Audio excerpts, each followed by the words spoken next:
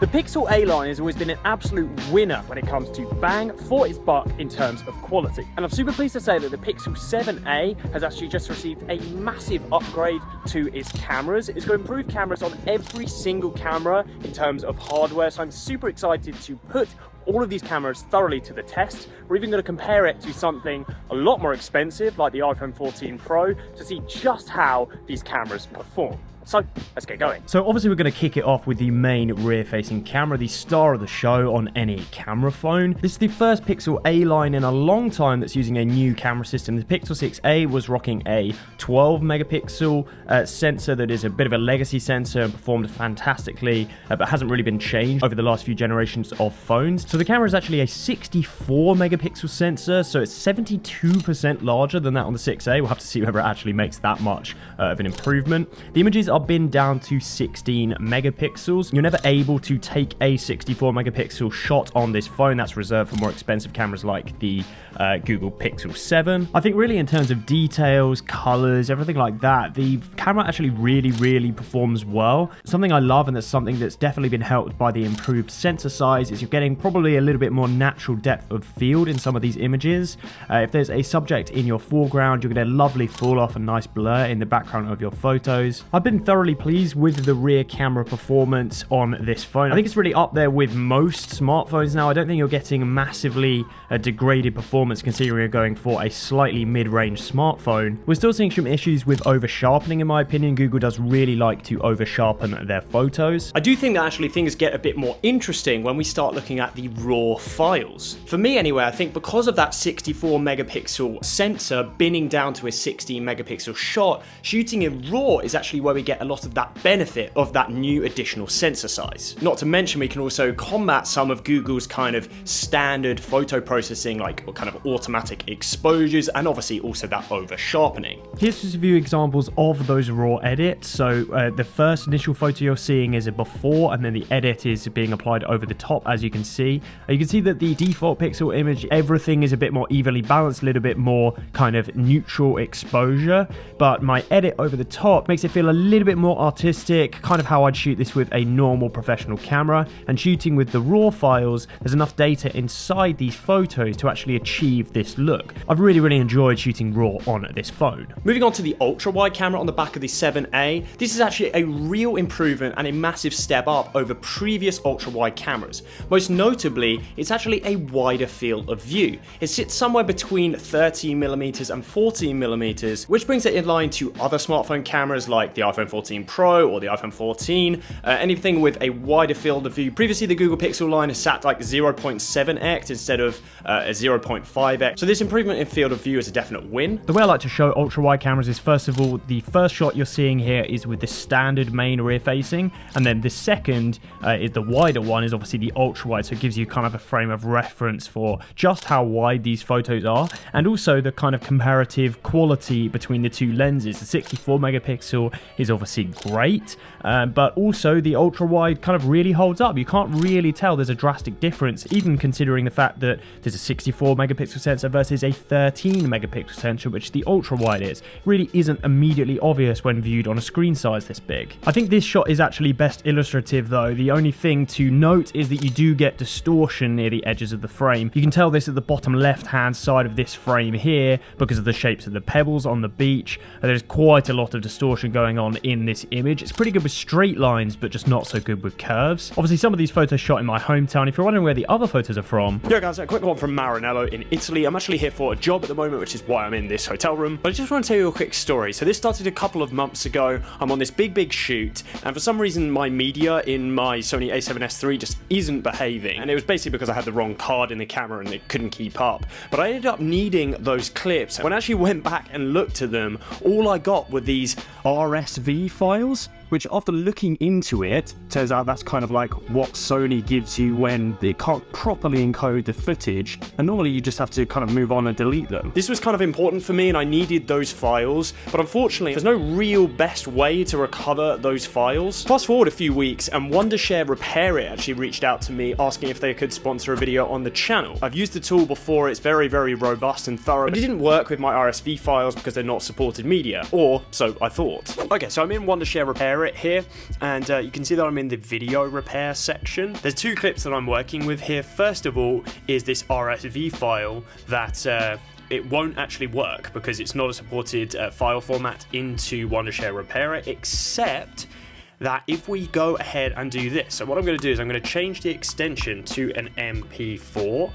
Use that, but it's not going to work. Obviously, you can't just like fix a file like that. Now what we can do is pull that in to repair it. It's actually going to go through a process, analyze it. This won't directly work itself if I hit repair, but what we can do is we can do an advanced repair. This is an insanely powerful tool. It's going to go through and analyze the video again, and what we're going to do is we're going to select the other file. So this is another file from the shoot that actually wasn't corrupted. We're going to click open, click next, and it's going to use that file to repair the other video file. We can click repair there, and by the end of this bar the video will be playable and all absolutely fine. An absolute lifesaver. So I've only just shared one of the particular tools inside Repair. It also works with photos, audio files as well. It's a really powerful piece of software that might save you a ton of time, energy, and also just like mental sanity. You can check out Wondershare Repair It via the top link in the description if you are interested. There's even a free online version that you don't have to download. Anyway, back to the video. The 2x zoom on the Pixel 7a is one of the things I'm actually most excited about with this camera. Because we were able to shoot with that 64 megapixel sensor, Google is able to do a lot of clever processing, and what it actually does is take the inner section of that sensor and use that for the 2x zoom. So you're not getting, of course, an optical 2x lens on this phone. There's no additional hardware on the back of the 7a, but Google is able to use that software and actually create images that are really, really good. You're essentially getting a free lens on the back of the Google Pixel 7a, and that's obviously a massive win. So I'm going to do exactly the same thing here. The first shot you're seeing is the main rear-facing camera, and then the second shot of the same scene is the 2x crop. And you can actually see that this doesn't just look like a zoomed in image. Obviously, we could do that ourselves in Photoshop or literally just on the app on your phone. There is obviously some software processing happening here, a bit like it does on the iPhone. I think this is a really, really nice feature that smartphone manufacturers are doing. I think it opens up the options of what's available for your camera lenses. And you can see that there really doesn't look like there's much sort of optical degradation going on in terms of the image. I think the colors look really good. The detail looks really good. The sharpening looks consistent. It really does feel like I've got, you know, closer to a 50mm lens on the back of the phone without actually having to have an additional lens on the back of the phone. I love it. The front-facing camera has been massively improved on this phone as well, which is really a big notable improvement, especially for anyone that creates content like I do. I don't shoot with the front-facing camera a whole bunch, but for instance, you saw at the beginning of this video, I like to occasionally film and record a segment, and being able to record that in a nice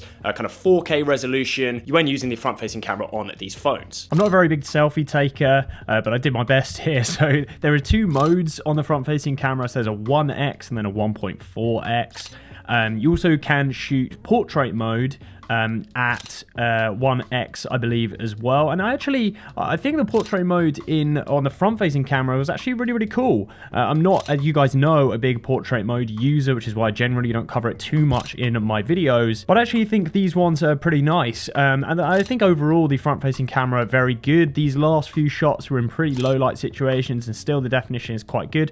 I think Pixel likes to smooth out your skin slightly, which I don't know if I'm a massive fan of. But overall, I think a decent job. So I said at the beginning of the video, for comparison's sake, what we're actually going to do is we're going to compare some of the shots taken on the iPhone 14 Pro to some of the shots taken on the Google Pixel 7a. Of course, these aren't in the same category in terms of cost. This phone is at least double the price of this phone. And of course, one of the main differences is the iPhone 14 Pro comes with a telephoto, whereas the Google Pixel 7a, of course, does not have one of those lenses. But I do actually think this is just an interesting exercise. You can kind of get an idea how the cameras on the 7a actually perform when you compare them with a different reference point. We'll call this an absolute quick fire round. I'm going to have all of the shots labeled as to which is which, but basically I'm showing you an iPhone shot and then an exact replica shot on the 7a. And of course, obviously, I'm not doing any zooms here because that's kind of one of the biggest differences between the two cameras, the telephoto lens, that type of thing. I do think once you kind of have an eye out for what you're looking for,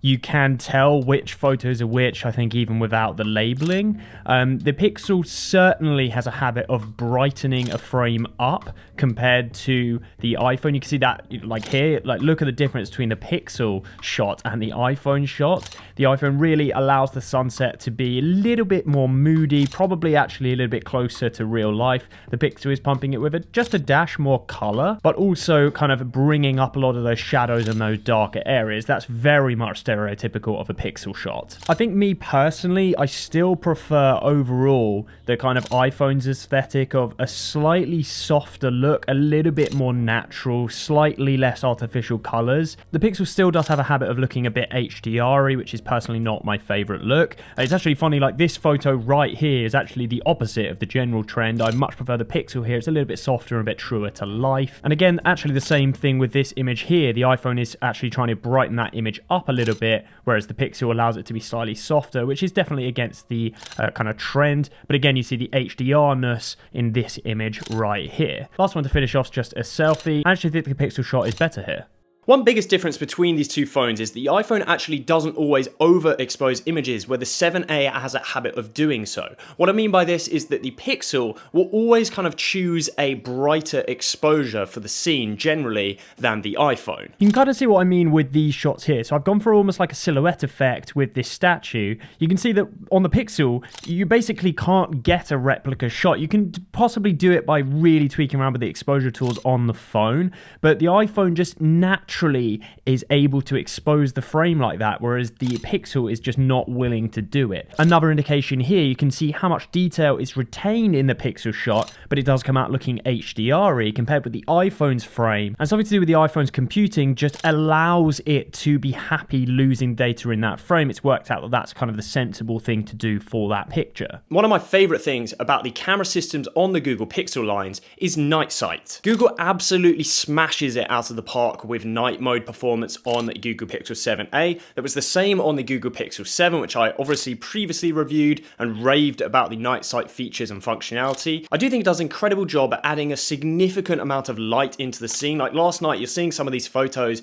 go across the frame. This was really dark and dingy, and it just does not look like it. Like the sun was setting, there was not a lot of available light in the frames here, and the Google Pixel 7a absolutely smashed it. I think my only complaint is the similar complaint to when I shot on the Google Pixel 7. It's just that sometimes it can look a bit fake and artificial, but at the same time, if there's not much light available in the frame, that's really the smallest of complaints. And so guys, that's kind of it for the 7a, a fantastic camera phone for its price point. The Google Pixel 6a was certainly one of the best cameras available for its price, and I think really the 7a has only improved upon those. It's taken what we love about the Google Pixel 6a, put it into a new form factor with new additional hardware. I certainly think if you're smartphone shopping this year, not wanting to break the bank, the Google Pixel 7a is probably the best camera you can get for its price.